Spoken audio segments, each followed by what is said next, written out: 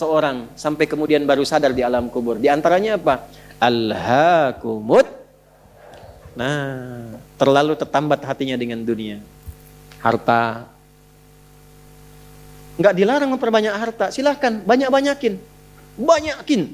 Tapi untuk apa? Fi sabilillah. Taati Allah dengan harta itu. Maaf, jangan kebayang kalau fi sabilillah itu untuk infak saja. Cari kotak masjid. Ya, setanah kusir. Enggak begitu, kan ada konsepnya. Ini untuk yang di keluarga. Bagaimana kenyamanan di rumah, bikin rumah yang nyaman sehingga punya musalla. Ya, anak-anak sekolahkan di tempat yang mengenal Allah, tingkatkan kualitasnya. Pakai untuk umrah, pakai untuk haji. Lihat saudara-saudara di samping. Setelah itu lebarkan. Baru ada babnya lagi setelah orang tua, saudara, kerabat, ada anak yatim, baru dibuka untuk umum. Itu ada petanya. Nah sekarang pandai-pandai dengan harta, antum menghitung kebutuhan sebulannya berapa. Tabungan pemetaannya berapa. Nah yang lewat dari situ, itu titipan Allah, bekal antum untuk mendapatkan ridhonya. Sebelum diambil. Antum gaji 30 juta, kebutuhan rumah tangga 15 juta, tabungan 5 juta. 10 juta itu bekal tabungan antum tuh akhirat. Maka babnya keluarkan di Quran. Apa bab ibadah lewat harta? Tunggangi itu. Jangan terlalu bergantung. Nanti begitu meninggal baru sadar. Mau balik lagi nggak bisa. Antum sekarang punya kedudukan. Suatu saat hilang kedudukan itu. Pelajari bab tentang fikih kedudukan. Bagaimana menaati Allah lewat kedudukan. Bikin kebijakan yang baik. Sebelum meninggal. Antum lagi belajar sekarang. Taati Allah lewat ilmu. Bagaimana cara belajar yang benar. Sebelum meninggal. Ada yang kerja ngumpulkan harta aja. Ya, ada yang mengumpulkan, hitung sebanyak-banyaknya sampai lupa, tidak menjadikan semua itu sebagai bekal pulang. Selanjutnya, Al-Adiyat ayat 9. Afala ya'lamu idza bu'athira ma fil qubur wa husila ma fis. Tuh. Ini untuk pelaku maksiat. Yang banyak berbuat maksiat. Apa nanti enggak malu dan enggak khawatir kalau itu diungkap di alam kuburnya? Silahkan Anda tutup-tutupi saat di dunia. Tapi kalau nggak ditobati, di alam kubur akan terasa. Saya ulangi, di alam kubur akan terasa. Silahkan tutupi. Jadi ada dua tipe pelaku maksiat ini. Yang pertama, pelaku maksiat yang menutupi kemaksiatannya, tapi tidak tobat. Ya, awas, ini tipe pertama. Yang saya maksudkan pelaku yang tidak tobat ya, bukan yang tobat. Jadi pelaku maksiat, dia sadar dia maksiat. Dia bisa tutupi dari manusia, tapi dia pilih nggak tobat. Nah ini nanti akan diungkap di alam kubur dan diberikan satu muqaddimah azab nerakanya. Yang kedua, pelaku maksiat yang sadar dengan maksiatnya dan secara terbuka dia bermaksiat karena merasa kuat dengan menunaikan atau mengerjakan perbuatan maksiat itu. Ya, nah itu dua tipe seperti itu. Turunlah kemudian surah Al-Adiyat ini salah satunya. Afala ya'lamu idza bu'athira ma fil qubur wa husila ma fis, akan diungkap suatu saat nanti. Kalaupun Anda tutupi. Tapi bagi yang terakhir, perhatikan baik-baik. Bagi yang merasa nyaman dengan kekuatannya, baik itu kedudukan ataupun harta, sehingga terang-terangan berbuat maksiat dan merasa tidak ada yang mampu untuk mencegahnya, itu saat masuk kuburnya langsung ditampakkan neraka pagi dan petangnya. Di surah Ghafir surah ke-40 ayat 46. An-naru yu'raduna 'alaiha ghuduwan wa 'ashiyya. Hati-hati. Ya, hati-hati. Wa yauma taqumus sa'atu adkhilu ala fir'auna asyaddal adzab. Jadi maaf orang-orang yang maaf sekali gemar mengumpulkan harta hanya untuk pamer saja, untuk mengoleksi dunia, tak pernah punya visi hidup untuk pulang, maka mesti hati-hati. Alhaakumut takatsur. Orang yang maksiat terbuka nggak mau sadar mesti hati-hati, ya, karena cara pulangnya itu berbeda. Teruskan. Quran surah Al-Infitar ayat keempat. Ketiga, kan 8 ya semua ya. Wa idzal quburu bu'thirat. Al-Infitar ayat keempat. Apabila yang dikubur itu sudah terungkap terbuka semua. Maksudnya selesai. Terbelah. Ini kiamat. Jadi dikubur pun nggak selamanya. Ya. Ada yang pengen abadi di alam kubur? Tidak, nggak selamanya. Ya. Jadi kalau yang nikmat di alam kubur tadi kan diberi kenikmatan ya. kenikmatan pembuka. Itu cuma mukadimah aja Pak Bu. Insya Allah nanti kalau sudah masuk kubur, ya, insya Allah mudah-mudahan dimuliakan. Itu kalau dapat kemuliaan, itu cuma pembuka. Itu cuma pembuka saja, mukadimah saja. Diberi kenikmatan melimpah, enak, istirahat, nyaman dan macam-macam, ya. Itu cuma pembuka aja. Nanti satu masa selesai di situ. Wa idzal quburu bu'tsirat. Selesai semuanya, balik kita ke alam lain, puncaknya ke akhirat. Nah, ayat ini Al-Infitar ayat yang keempat ingin menegaskan di alam kubur pun tidak abadi, pindah.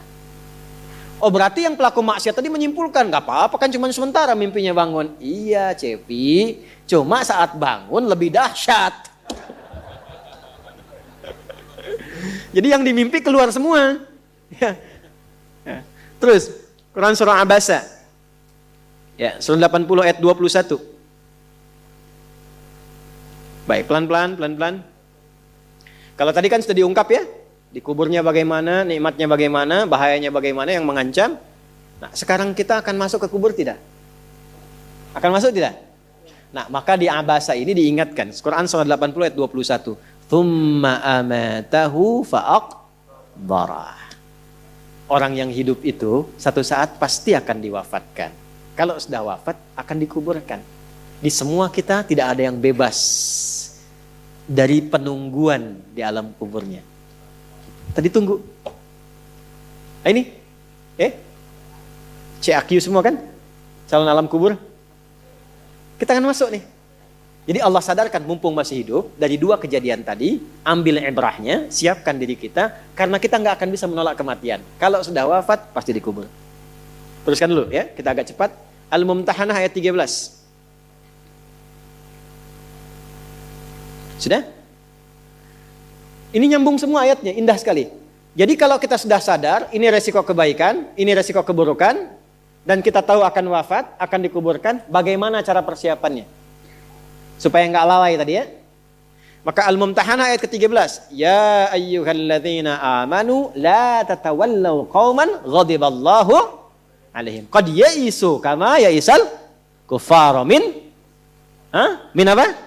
Ashabil kubur. Maka jangan banyak bergaul dengan orang-orang yang menjauhkan kita dari ridha Allah Subhanahu wa taala. Cari teman yang baik sekarang. Pertama, maaf, bikin kebaikan di rumah tangga dulu. Itu kan teman hidup. Ya. Awas, hati-hati. Kalau melihat istri kurang baik atau sebaliknya, jangan dihakimi, jangan difonisi. Justru Allah kirimkan antum itu untuk menebarkan kebaikan dan menyempurnakan kesemaan bersama. Jelas? Jadi sekarang yang dilakukan teman hidup dulu. Rubah jadi baik dulu. Anak-anak jadi baik dulu. Setelah itu cari tempat tinggal yang baik. Bergaul dengan orang baik. Antum yang kuliah cari teman yang baik. Antum yang kerja cari teman yang baik. Maaf. Kalau ada tawaran, kedudukan, hartanya berlipat, tapi menjauhkan Anda dari Allah, ingat ini. Thumma amatahu fa'aqbarah. Ingat saat ditawari itu Anda meninggal. Dikubur. Dan ingat ancamannya. Ingat pasalnya tuh. Ya, ingat suratnya. Paham? Nah, karena itu masukkan ayatnya, jangan sekali-kali menjadikan keadaan di sekitaran kita justru memperkuat datangnya ancaman Allah dan nestapa saat kembali ke alam kuburnya. Bahkan orang-orang yang tidak beriman pun, yang buruk pun, yang beriman tapi maksiat pun, itu sejatinya ketika temannya masuk ke kubur nggak mau ikut-ikutan. Makanya disindir oleh Allah. Hei, kamu ini sadar nggak sih? Orang yang mengajak kamu maksiat itu, lihat temannya meninggal pun, temannya wafat pun, dia nggak pengen ikut. Kadang-kadang dia abaikan.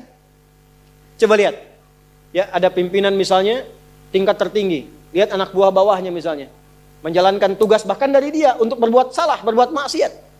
Ya, apakah mengedarkan narkoba atau misalnya membackingi kegiatan yang tidak baik. Lalu tiba-tiba dia wafat, apakah peduli atasannya? Tidak. Yang ada yang terjadi, jangan bawa-bawa atasan. Padahal dia yang nyuruh. Terus Anda mau jadikan teman yang seperti itu? Dia pada kawannya saja nggak bertanggung jawab. Dengan imannya saja dia nggak peduli. Kalau dia dengan Allah saja nggak peduli, kenapa Anda dia jadikan teman? Dan kenapa Anda menjadikannya dia teman? Kalau bahasa anak sekarang tuh begini, Allah aja dia gituin, apalagi kamu. Ya kan? Ya, Nabi aja dia cuekin, apalagi kamu kan? Ini peringatan Quran, ini bukan dari saya. Ini peringatan Quran. Jangan sekali-kali, Anda dimanapun, Anda berdinaskah, tugas formal. Anda berdagangkah, jangan berteman dengan orang menyimpang. Karena saat Anda susah pun yang akan peduli. Temannya aja yang sama-sama berbuat menyimpang, dia sisihkan, apalagi Anda. Paham? Teruskan. Quran surah ke 35 Fatir ayat 22. Wa ma yastawil ahya'u wal amwat. Innallaha yasma'u man yasha' wa ma anta bimusmi'in man fil qubur. Kalau Anda masih belum sadar juga, kata Allah, hei, kamu ini masih hidup, masih punya harapan, masih punya bekal. Kalau sudah meninggal, nggak sama keadaan orang hidup dengan wafat. Mumpung kamu masih hidup, karena kalau sudah meninggal, temanmu yang meninggal pun kamu nggak bisa dengar suaranya. Cuma saya yang tahu keadaan di alam kubur. Karena saya tahu, kata Allah, dan saya punya Rahman dan Rahim, dengan sayang saya sampaikan kepadamu. Karena sayang saya. Ibu maaf, kalau ada anak misalnya, ingin berbuat menyimpang, ibu cegah tidak? Kenapa? Karena ibu sayang. Karena itulah ibu saking sayangnya, maaf, jangankan anak lahir, di dalam saat dikandung pun bukankah dijaga dari yang mafsadat? Dijaga dari yang merusak. Ibu kalau sedang mengandung, mau nggak makan makanan yang kotor? Makanan yang merusak? Tidak kan? Kenapa? Karena sayang kepada bayi yang dikandung, janin yang terkandung. Di tempatnya pun disebut oleh Allah dengan rahim. Karena ada rahim, dijaga betul. Miring kanan susah, kiri susah, telungkup gak mungkin. Dijaga supaya apa? Supaya di dalamnya merasakan ketenangan. Karena apa? Karena ada tempat disebut dengan rahim. Nah, Allah itu sifat rahim melekat kepadanya. Karena sayang dengan kita, diingatkan. Bahasa bebasnya gini, karena saya sayang engkau dengan rahimku. Karena saya cinta kamu dengan rahmanku. Jangan sampai masuk kubur, kamu tersiksa, kamu nestapa. Karena beda antara hidup di dunia dengan kehidupan di kubur. Mumpung masih hidup, cari bekal. Karena engkau tak mampu mendengar apa yang terjadi dalam kubur. Jadi kalau tadi Allah sampaikan, jangan bergaul dengan yang begini, jangan terlena dengan yang seperti ini. Itu karena Allah sayang dengan kita. Itu saja. Jelas ya? Ya, jadi kalau nggak sayang, nggak akan mungkin diingatkan. Teruskan. Al-Hajj ayat ke-7. Yang ketujuhnya Al-Hajj ayat ke-7. Wa anna as-sa'ata atiyatun la raiba fiha wa anna Allah yab'atsu man fil qubur. Tapi jangan khawatir, sekalipun engkau masuk ke alam kubur, kata Allah, karena sayang, aku pesankan berbekal dari sekarang. Di alam kubur aku penuhi nikmatku kepadamu. Tapi itu cuma sementara, besok-besok selesai aku bangkitkan semua kalian, aku tepati janjiku untuk memberikan surga kepadamu. Karena itulah orang yang baru mau meninggal dalam sakaratul mautnya, kalau benar dia mengikuti apa yang Allah pesankan dari ayat-ayat tadi, maka Allah berikan pendahuluan sebelum masuk kubur. Ditampakkan bahkan surganya di hadapannya, dimasukkan dalam golongan hambanya, ditenangkan saat wafatnya. Ya ayyatuhan nafsul mutmainnah, irji'i ila rabbika radiyatan fadkhuli fi wadkhuli. Nah, jannahnya ditampakkan. Terakhir, At-Taubah ayat 84. Quran surah At-Taubah ayat 84. Kalau ada orang yang tidak peduli dengan peringatan ini 7 ayat nih, itu pesannya. Ini bukan ilmu ta'ati ya, untuk mengingatkan saja. Kadang kita sulit sih, tapi kalau antum ngambil jurusan yang sama, itu insya Allah mendapatkan kenikmatannya. Contoh begini misalnya, kenapa ada ayat di Quran itu jumlah bilangannya sama, serupa dengan lawannya? Malaikat disebutkan 88 kali, setan disebutkan 88 kali. Nah, lawan tugas malaikat itu setan. Malaikat membisikkan kebaikan, setan memprovokasi keburukan. Jumlahnya sama, karena setiap hari pun kita nggak akan bebas dari 2 bisikan itu, baik atau buruk. Nah ini, kenapa ayat pengingat alam kubur dan kehidupan dunia 7 kali? Salah satu pesannya adalah karena kita 7 hari beraktivitas selama hidup di bumi itu. Maka diingatkan setiap hari. Maka setiap hari itu mesti ingat kematian. Sebelum tidur istighfar, siap nggak bekalnya, lihat temannya, selamat nggak keluarganya. Ya, maaf sekali, saya berulang kali minta maaf nih. Ya, berulang kali. Ada seorang suami saleh, istrinya salehah luar biasa. Satu kali suaminya karena kelelahan, bangunnya agak terlambat. Alhamdulillah. Biasanya jam 3, ini setengah 4 bisa. Itu istrinya bangunkan sambil bersenandung. Pak, sayang, cepat bangun Pak. Perjalanan kita masih panjang. Sedangkan ajal semakin mendekat. Sedangkan para musafir sudah punya banyak bekal di depan kita. Kita mesti nyusul mereka. Bangun Pak. Itu Masya Allah kalau pakai bahasa Arab indah sekali. Pak, ajal itu mendekat kepada kita. Sedangkan perjalanan masih panjang. Teman-teman kita sudah di depan, bekalnya banyak sekali. Maksudnya apa? Teman-teman kita sudah ada yang hafal Quran, sholatnya nggak putus, malamnya banyak tahajud, puasanya nggak putus, sunnahnya dikerjakan. Kita ini, ya Allah, mau bangun tidur aja susah ya Allah. Mau tahajud aja susah. Sementara ajal datang semakin dekat. Pak, bangun Pak. Bangun Pak, takutnya kita meninggal malam ini. Kita nggak bisa menyusul teman-teman kita yang sudah di depan. Itu istri bangunkan suaminya. Ada lagi yang suami mau kerja dibisikin istrinya. Pak, jangan sampai cari yang haram ya. Papa nggak bawa apa-apapun ke rumah di hari ini. Kami keluarga akan sabar. Mama akan tenangkan pada keluarga supaya sabar. Tapi Pak, kami nggak akan kuat merasakan sedetik pun di neraka jika Papa bawa yang haram ke rumah. Masya Allah. Nah ini disebutkan pengingat itu 7 kali. Di 7 ayat berbeda untuk mengingatkan setiap hari ingat wafat. Setiap hari ingat pulang. Setiap hari kita akan mengalami suasana di alam kubur. Jangan sampai meninggalkan dunia dalam keadaan yang terancam. Kalau masih nggak sadar juga dengan pengingat ini, muncul ayat ke-8. Muncul ayat ke-8. Di At-Taubah ayat 84. Tempatnya pun At-Taubah. Ngajak taubat dulu sebelum diingatkan. Tapi dasar karena nggak pengen taubat juga, maka munculnya ancaman. Kalau ada yang masih nggak peduli, bahkan ada orang Islam yang masih bertahan dengan keburukannya, menampakkan ke orang lain dengan sifat nifaknya, maka turun ayatnya. Wala tusalli ala ahadim minhum mata abada. Wala taqum ala qabri. Allahu akbar. Innahum kafaru billahi wa rasuli wa matu wa hum fasiqun.